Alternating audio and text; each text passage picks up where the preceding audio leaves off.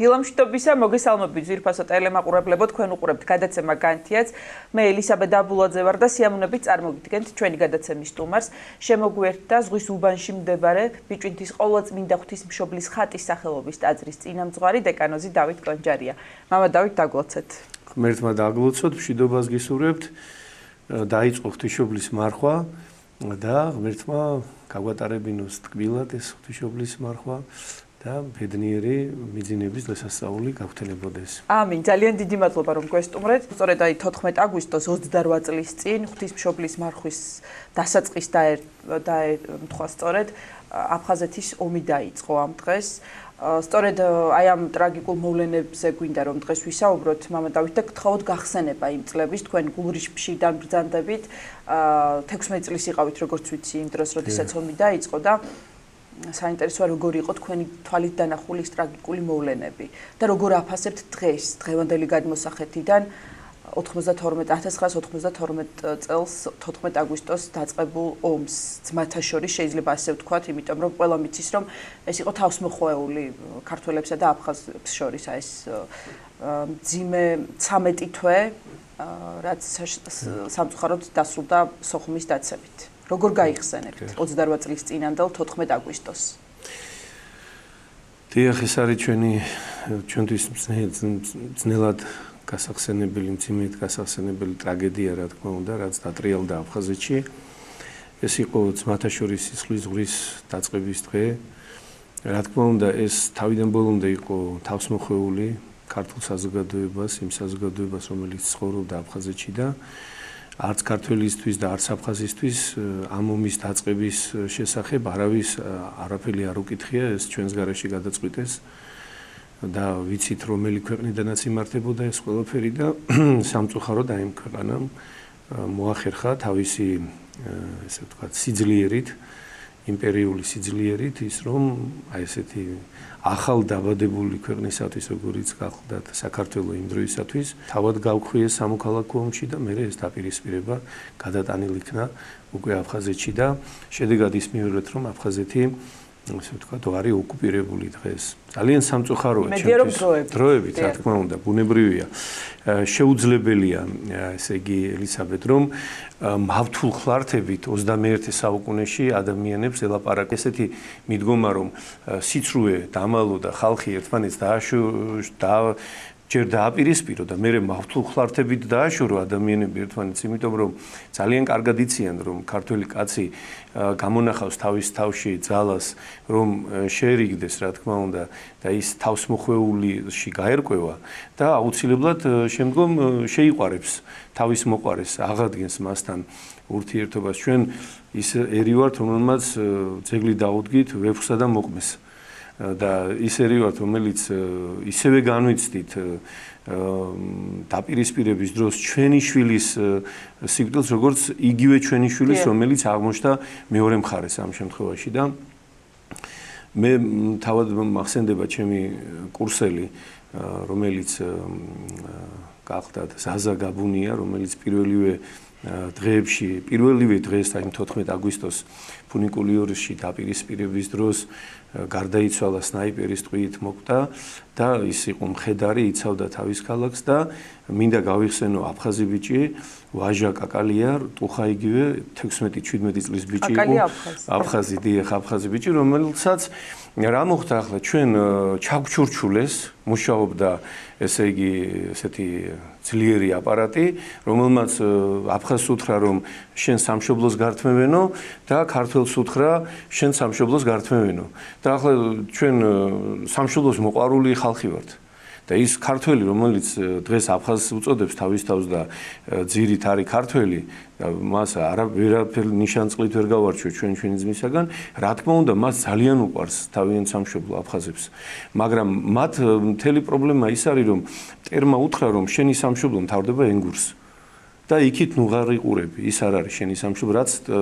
სიცრუეა. აფხაზის სამშობლო მთავრდება, სადაც იწყება აზერბაიჯანის და სასუნხეთის საზღვრები და თურქეთის. აი იქ მთავრდება მისი სამშობლო და არა ის, რაც მოუხაზეს, რა თქმა უნდა და თავს მოახვიეს აფხაზი ჩვენ ესეთი განწყობა გვაქვს ბუნებრივია და მათ შეუძლია ჩვენი საზღვარი ფსოულზე იწყება რა თქმა უნდა ამას რა თქმა თქმა და ეს სიცრუე რომელიც ესე ვთქვა თავს არის მოხვეული ეს რა თქმა უნდა დიდხანს ვერ გაგრძელდება ელისაბედ ეს შეუძლებელია რომ აი სულ აი ეს სიცრუე დაიცვა და აი ეს ერთ დღეს დადგება დრო როდესაც ეს ვეღარ გამოდგება იმიტომ რომ ჩვენ ვიცით რომ ბერლინის კედლენის დაირღვა და ეს აუცილებლად იქნება და შეიძლება ეს დღე უფრო მალე იყოს ვიდრე ჩვენ მგონია რა თქმა უნდა ერთ დღესაც აი ძალიან მალე ჩვენ აფხაზები შეგვეხვეწებიან ჩვენი ძმები რომ ქართველებო დაბრუნდით და ისინი მიხვდებიან იმ როცა გამოვიდა სერგეი შამბა და ესეთი მოახერხა ამ კაცმა თქვა რომ ქართველი ჩემთვის მტერი არ არისო ეს არის ძალიან მნიშვნელოვანი დღეს მათ არჩეულ პრეზიდენტს იმ ოკუპაციის პრეზიდენტს ასლან ბჟანიას მას ესე იგი მან თქვა რომ მე მინდა ტკბილი ურთიერთობა საქართველოსთან ეს ძალიან სერიოზული განაცხადია რა თქმა უნდა ეს არის განაცხადი იმისა რომ აი ეს რომ რითაც მრავალი წლის განმავლობაში ადამიანებს კვებავდნენ აი შხამით წარმოიდგინეთ შხამს უკეთებდნენ ყინული დაიძრა ანუ ეს იმას გაიძრა და აი აფხაზებს წამლავდნენ სულ ეუბნებოდნენ რომ ეს ქართველები არიან ცუდები და დადებითი ქართველი წარმოიდგინეთ განსაკუთრებულად 27 წლის განმავლობაში 28 წლის განმავლობაში დადებით კონტექსტში ქართველი არ არსებობს მათთვის ეს რა თქმა უნდა ესე იგი ძალიან ცვლილება მათში რა თქმა უნდა და როდესაც ვესაუბრებით სოციალურ ქსელში ჩვენს ძმებს აფხაზებს. თქვენ ბევრი მეგობარი გეყოლებათ 16 წლამდე იქ იცხოვრეთ და 17 წელი გაგრძელდა 17 წელი ვიცხოვრე ჩემს აფხაზეთში და რა თქმა უნდა ყავს და კიდევაც ვიმეგობრებთ. აი მტერს ეგარ უნდა ზუსტად რომ ესე იგი ჩვენ ვიმეგობროთ აფხაზებთან. მე მინდა ჩვენს ტელემაყურებელს მიმართო, ყველას მთელს საქართველოს მიმართო რომ მე გთხოვთ შემოძმებო და დებო რომ თითო აფხაზი და თითო ოსი აი ამ ოკუპირებულ ტერიტორიიდან დაიმეგობრეთ აუცილებლად. ისე რომ გავიხსენოთ ის მოვლენები, რომელიც 14 აგვისტოს დაიწყო 28 წლის წინ. თქვენ როგორ გახსენდებათ, რა უძღოდა წინ აფხაზეთის ომის დაწყებას და თქვენ როგორ გაიგეთ, როგორ გაიგო თქვენმა ოჯახმა რომ ომი დაიწყო? ცით ჩვენ ცოტა ხანი ვერ გებულობდით რა ხდებოდა. ვის შორის იყო დაპირისპირება, ვერ ხვდებოდით, იმიტომ რომ როგორ გავავლებით ახლა მეზობლელი, აი როგორ შეიძლება საზღვრების გავლება მეზობელთან. როგორ შეიძლება ომი დაიწყო მეზობელთან, აი ეს იყო ჩვენთვის წარმოუდგენელი და ეს აი როცა გვეუბნებოდნენ რომ აი წარმოიდგინე ხა ქალაქში დავდივარ ჩვეულებრივ ომი დაიწყო, გვეუბნებიან და რა ომი დაიწყო, რის ომი დაიწყო, აი ეს იყო წარმოუდგენელი რამ, აი ხლა ომის ასეთი სცენარით დაწყება, ეს იყო დიდი სპექტაკლი, რა თქმა უნდა, თავს მოხვეული, აბსოლუტურად შეთანხმებული, როგორც 21 წელს ბალტიისპირეთის ქვეყნებს საბედნიეროდ გვერდში დაუდგნენ და ჩვენი ქვეყანა დარჩა ღვთის ანაბარა საქართველოს მარტო აღმოჩნდა და ვერავინ ვერ დაეხმარა ამ პატარა ქვეყანას ახალშობილს და ჩვენ რაც შევძელით ეს შევძელი საამაყოდ ის ამაქვს რომ ქართველს ომი არ წაუგია ყველამ კარგად იცის რომ ჩვენ ბრძოლის ველზე ომი არ წაგვიგია ჩვენ დაგვტოვეს უიარაღოთ როგორც კოდორის ხეობა აბსოლუტურად კოდორის ხეობაში 2009 წელს უნდა ვაღიაროთ რომ ერთი ქართული იარაღიდან ერთი ტყვია არ გავარდნილა და როდესაც ამ მოვლენებს უყურებდი ტერმა წაიღო 90 სავსე მანქანა იარაღი კოდორის ხეობიდან კოდორის ხეობას შეეძლო რომ ერთი თვე ებრძოლა და მას ვერავინ ვერ მიკარებოდა ნამდვილად შეეძლო ეს და ის იყო ვიწრო მისასვლელებია 10-15 კაცი კეტავს ამ ხეობას და ვერანაირად ვერ გადავა ადამიანი და 15 წელზე მეტი აი მოვლენების მერე ესე იგი კოდორის ხეობა იდგა 2008 წლამდე ხო და აი ესევე გაგრის მოვლენები როგორ მოხდა სამშვიდობო ხელშეკრულება დაიდო რუსეთში მოხდა ამის გაფორმება ქართული შეერაღება იქნა გატანილი და გაგრა აიღეს მერე იყო მარტის შეტევები იყო ივნისის შეტევები იცით რომ ვერაფერი ვერ უქნეს აი დესანტები ჩამოსხეს ზღვიდან როგორ არ ბომბავდნენ საიდან არ ესროდნენ სოხუმს და მარტის დღეებში მახსოვს რომ ოჯახი არ იყო და ქუჩა სადაც კივილი არის მოდა ქართული რადგანაც ყველა აივსო მიცვალებულებით აფხაზეთი და ვერაფერი ვერ პოზიციები იქნა დაკავებული და იცით რა მინდა გითხრათ რომ აი ამის მერე საქართველოს რომ შეტევაზე გადასულიყო იქ დღე წამალიც კი არ ქონდა მოწინააღმდეგეს მაგრამ მე აი როდესაც ვესაუბრები აფხაზებს ამას ვეუბნები რომ მე მეამაყება აი ეს თუ ამას აფხაზები ისმენენ რომ ქართველებს შეტევითი ბრძოლები არ გვიწარმოებიან ანუ ტყვარჩელის და გუდაუთის მიმართულებით ქართველს არ გადავსულვარ ჩვენ იქით კი ომს მოაქვს მებოდა დებო საშინელებო თქვენ იცით უკვე სექტემბრის რაც მოხდა რომ ესე იგი იარაღი იქნა გატანილი ორი კვირა მე მაშინ აი გზაზე ვიდექი და ზუსტად ორი კვირა გზა არ გაჩერებულა ორი კვირა წარმოვიდი რამდენი ხანი უნდა რომ ტექნიკა სულ გადიოდა აფხაზეთიდან ქართული ტექნიკა მარტო ავტომატის იმედა დარჩენილმა სოხუმმა რომელიც 3 დღეში უნდა ჩაბარებულიყო ორი კვირა იდგა სოხუმი და ესე ვთქვათ აი ეს ზურგი არ მოვიდა საშველად. ასევე აუცილებლად საქართველოს მართლმადიდებელი ეკლესიის ღვაწლზე უნდა გავაკეთოთ აქცენტი. ომის პერიოდში ჩვენ ვიცით რომ ამ პერიოდში ამ ურთულესი 13 თვის განმავლობაში თუ არ ვწდები მეუფე დანიელი მალევე დაინიშნა მღვდელმთავრად ეპარქიისა. დიახ. ოქტომბრიდან უკვე მეუფე დანიელი ბრძანდება მღვდელმთავარი აფხაზეთის ცხუმ-აფხაზეთის ეპარქიის და იქ არიან ასევე დედები და რასაც აკეთებდა სოხუმის საკათედრო ტაძარი ეს შეიძლება ბევრმა არ იცის ხო აპურებდა მშიერ ადამიანებს დაჭრილებს მკურნალობდა აი ამ გაგანია ომის პერიოდში გადიოდნენ და ჯვრებით და ხატებით აკურთხებდნენ ქალაქს და ატარებდნენ მოლოცვას ქალაქების და რა ვიცი, აი კიდევ თქვენ რომ გააგრძელოთ. მეუფე დანიელმა ჩვენი ოჯახი გადაგვარჩინა. იმიტომ რომ მე ბოლოდან დავიწყებ, იმიტომ რომ ჩვენ აბსოლუტურად სოხუმი რო აიყოს, იყო ქაოსი. ეს იყო ესე იგი საშინელება მოხდა, ესე იგი სასწავლო წელი დაიწყო, ვითომ აღდგა მშვიდობა და ხალხი ჩამოიყვანეს, ვინც არ იყო, ვინც წასულიყო და სტუდენტობა ჩამოიყვანეს და მე ჩაიკეტა აფხაზეთი აქით ტყვარჩელის ხაზმა მთლიანად განმოკვეთა და სოხუმი და გულირიფში იყო ჩაკეტილი. და ეს უნდა განადგურებულიყო და აი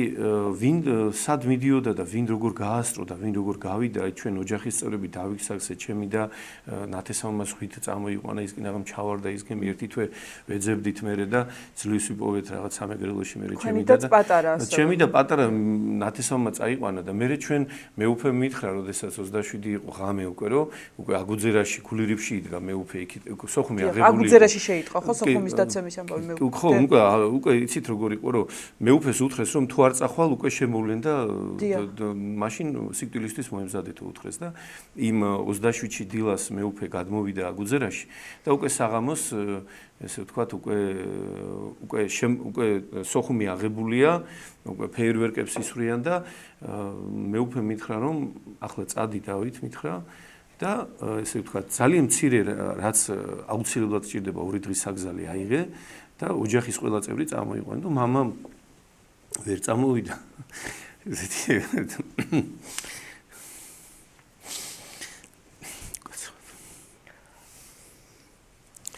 და მე ესე ვთქვათ ესე წამოვედით. რა თქმა უნდა და ძალიან ძნელია ალბათ იმ დღეების გახსენება, როდესაც დატოვეთ სოხუმი აფხაზეთი და მოგიწიათ გამოსვლა. მამა დარჩა, როგორც ვიცი, აფხაზეთში, თქვენ გამოხვედით ოჯახთან ერთად. დიახ, დედა, ძმა და სხვა გზით ნათესავმა ჩვენ სხვით ძირითადად აი მთელი სოხუმის მოსახლეობა ბოლო დღეებში აი გულრიფში იყო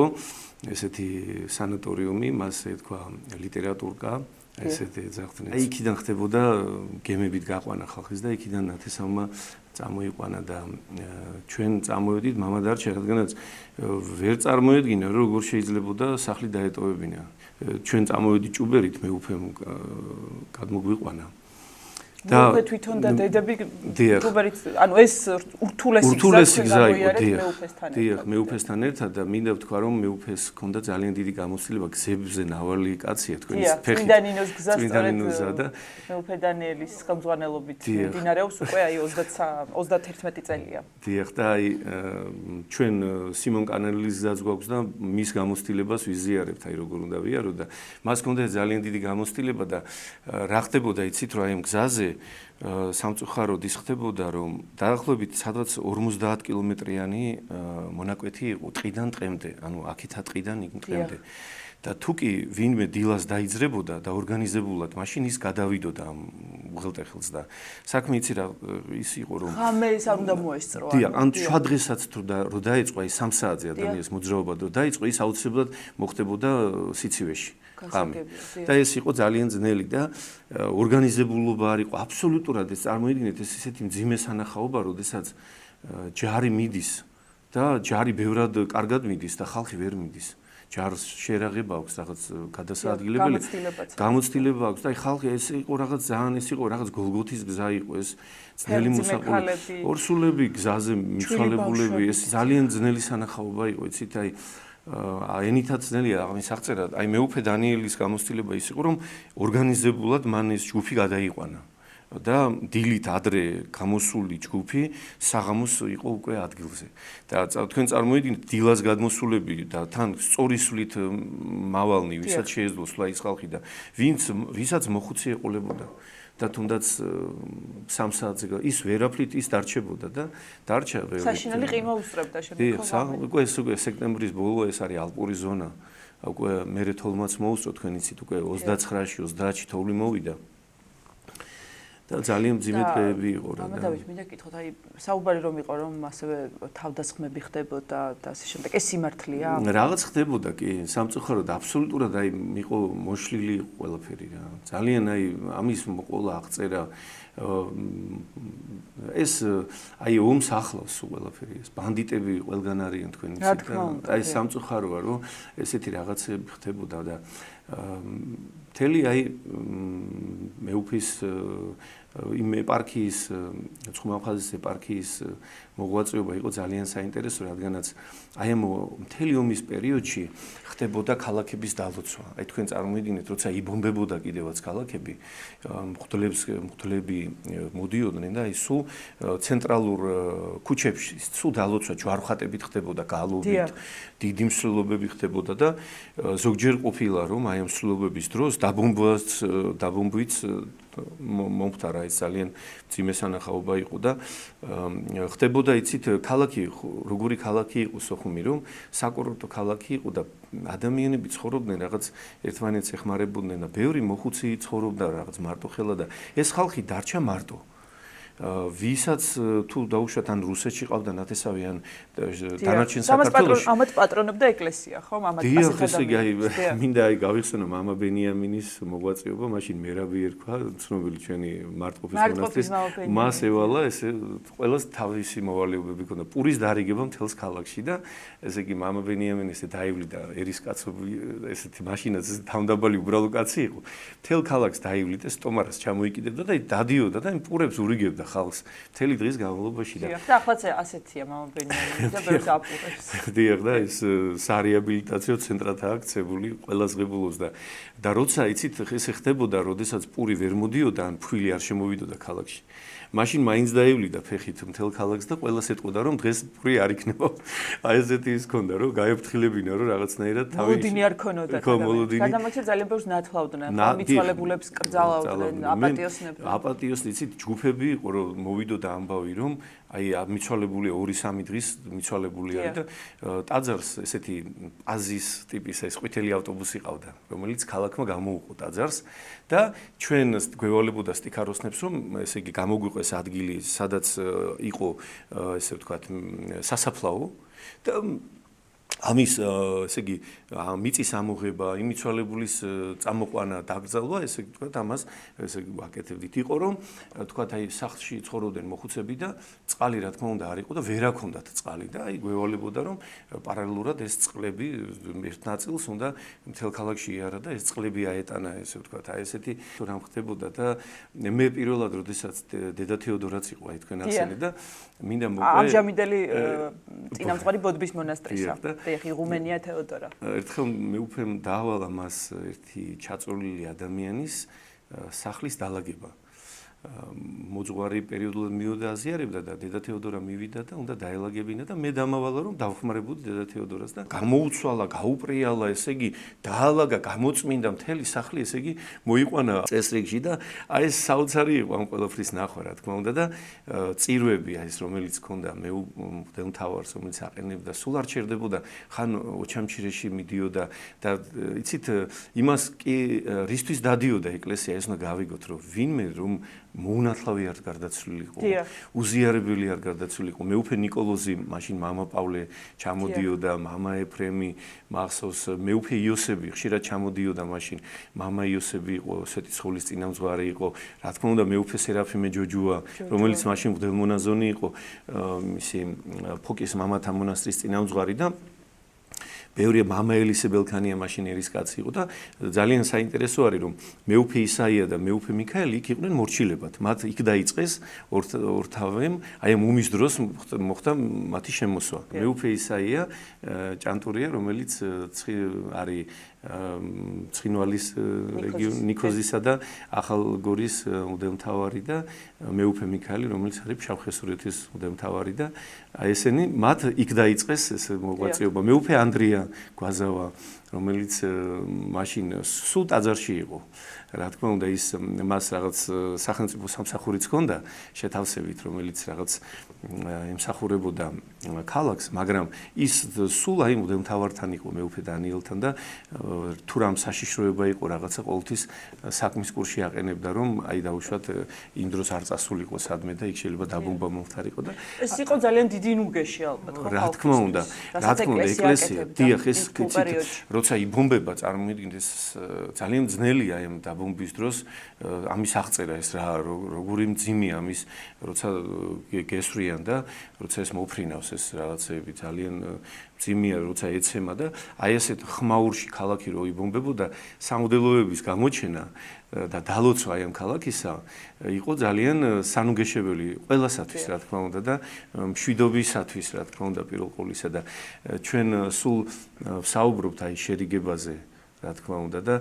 აქ ისიც უნდა ითქვას რომ აფხაზები ჩვეულებრივად ცხოვრობდნენ ქალაქში იმ დროს და ტაძარშიც მოდიოდნენ და ჩვენ ერთი წუთითაც არ ფიქრობდით რომ მათ არ უნდა ეცხოვრათ როდისმე უბრალოდ ეს ჩვენ ქართული ჯარი დადგა იქ სადაც ცხოვრობდა ქართული მოსახლეობა იმის იქით არ შესულა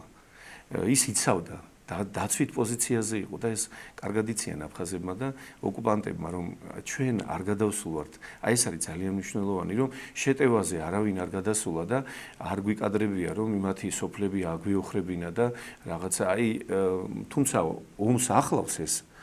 თავისთავად მაგრამ ესეთი წმენდა მოსახლეობისა ღმერთმა დაგვიფაროს რომ ამ მხრივ ნამდვილად თავს მოხვეული აქვს საქართველოს ამდენი წელია ჩვენში არ მომხდარა ის რაც მოხდა სინამდვილეში მერე ჩვენს თავს რომ უკვე თვითფრინავებს აფეთქებდნენ ძალიან ის არის მნიშვნელოვანი აბუშერას ტრაგედია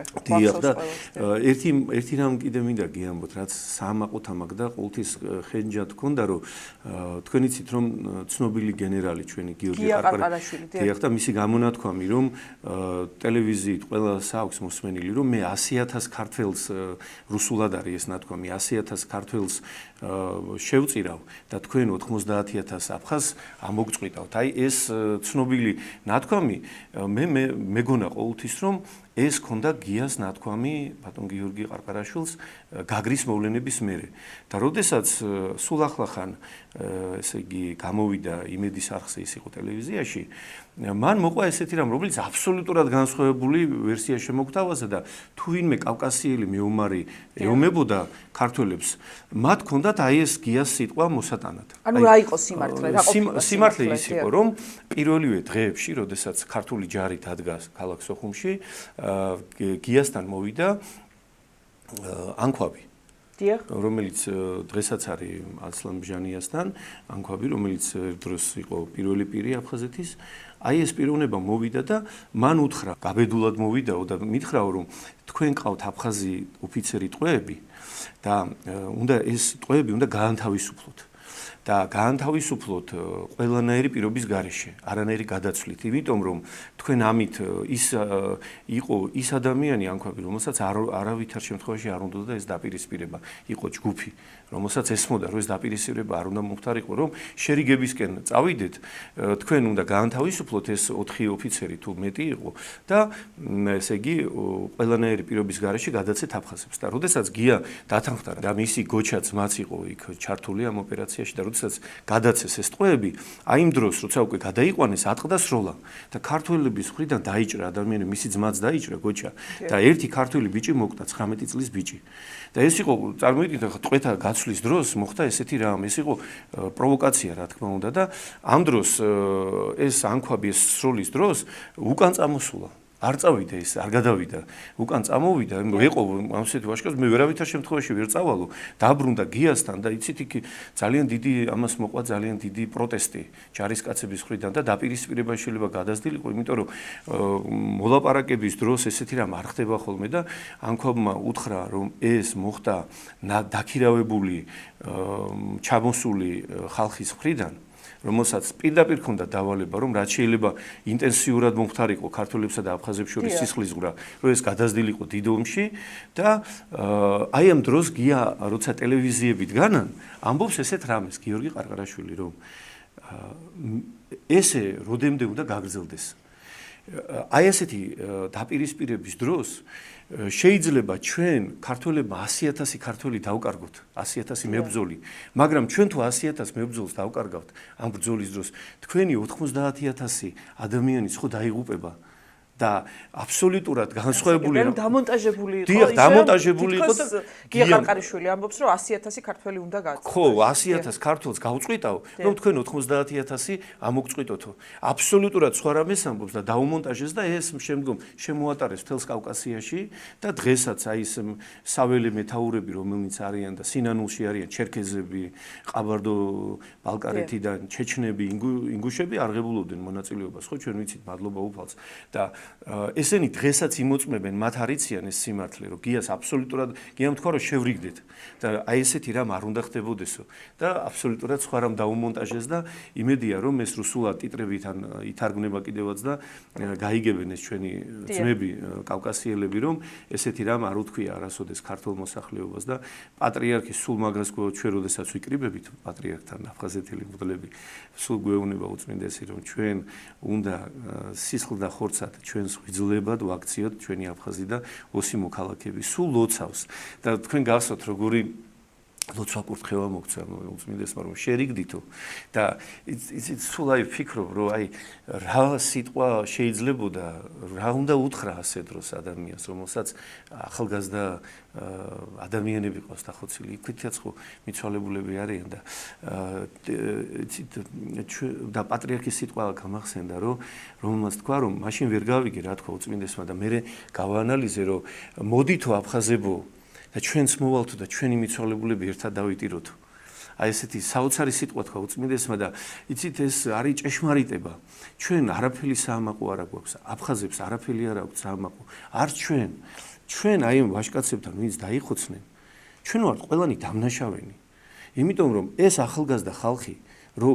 ადგა და ჩხუბი დაიწყო და ომი დაიწყო, რატო ვერ მოვახერხეთ ის რომ ეს დაპირისპირებაში არ გადასულიყო ჩვენი ღვიძლი მოქალაქეები ერთმანეთს დაერივნენ. იარაღი აიღეს ერთმანეთის საწინააღმდეგო. აი ეს არის ჩვენ ტკივილი, ჩვენ კი არ უნდა გვიამაყებოდეს რამე. ჩვენ პირველ რიგში აი ამ ბიჭებთან რომ მივდივართ, უნდა ვეუბნებოდეთ რომ დიდი ბოდიში შენ შემოგევლე. რომ მე არ გავაკეთე ის რომ შენ შეეწირე